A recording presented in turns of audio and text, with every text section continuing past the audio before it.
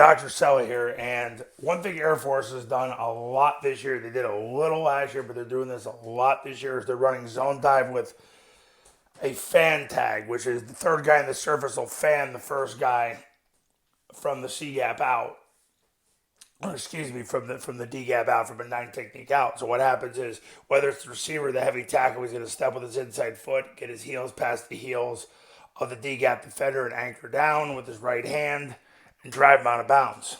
Now, on zone dive, it's been the receiver, the heavy tackle ends up blocking the backer. But here's the thought behind it. The thought behind it is that the triple team's going to take the player into the second level anyway, and you create a natural block anyway from that. That was the old wedge style blocking that people used many, many, many years ago.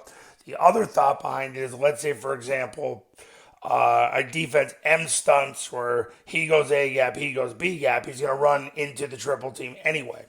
The other thought behind it is you can't put two people in the same gap. So if he's coming down to take the dive and he's going to take the B back, the A back is wedging with the heavy tackle anyway. So let's say this guy jumped out to take the quarterback and he was able to get over the top. Well, he's going to run into the A back anyway. So he's going to get secured one way or another. So they said, well, heck with it. We're not going to bring him down to the backer. We'll have him fan out just in case this guy folds in. Now, the thought behind it was, well, if he folds in, we'll just come back to the next play and toss it.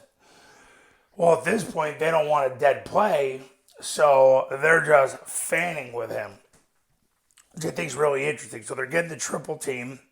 He sprints through the spine of the center. He sprints through the spine of the guard, which cancels the B gap, the A gap, respectively. He cuts off.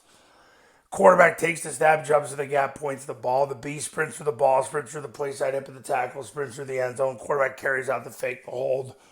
The corner, now really all you gotta do is hold a corner and possibly pull other players there, but they're not worried about the backer. They're not trying to block him individually. They're just letting the triple team take this into that, because where's he gonna go? They figure that out. So now they're just having him fan from a nine technique out. Interesting that Air Force, they did a little last year. They're doing it more this year.